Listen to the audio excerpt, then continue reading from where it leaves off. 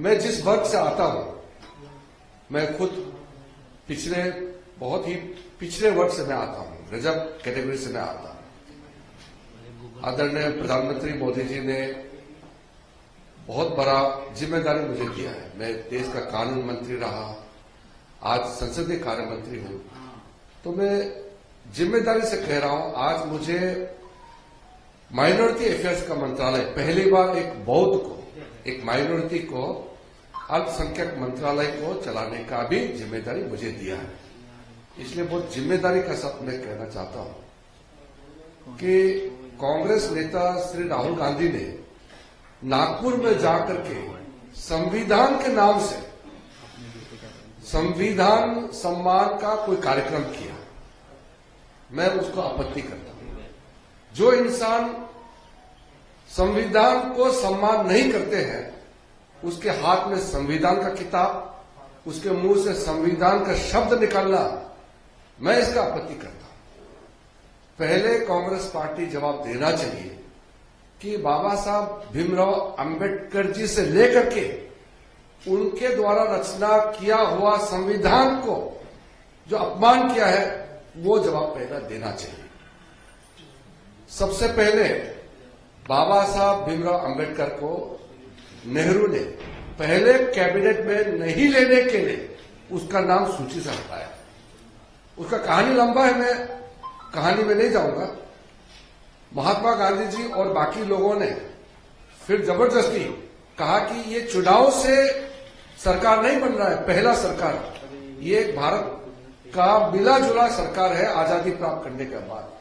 तब बाबा साहब का नाम को जोड़ा गया, फिर उसको देश का पहला कानून मंत्री बनाया।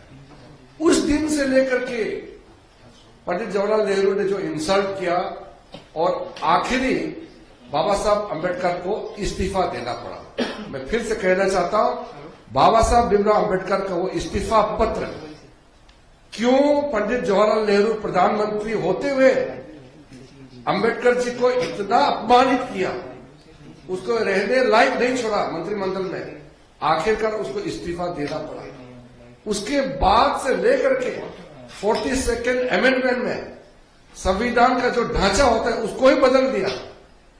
संविधान को खत्म करने का पहला प्रयास 42nd अमेंडमेंट के द्वारा कांग्रेस पार्टी ने जो किया, तब से लेकर के लगातार 1975 में पूरा संविधान का स्पिरिट को ही खत्म कर दिया, लोकतंत्र को पूरा सस्पेंड कर दिया, खून कर दिया।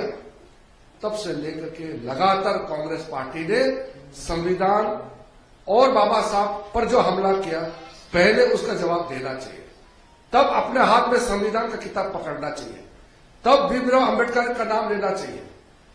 उसके बगैर कांग्रेस पार्टी, चाहे राहुल गांधी हो, कोई भी हो, बाबा साहब अंबेडकर और संविधान के बारे में बात करने का कोई अधिकार नहीं है। मैं लगातार देख रहा हूं, संविधान को हाथ में पकड़ करके नाटक करने का काम जो कांग्रेस पार्टी ने किया है।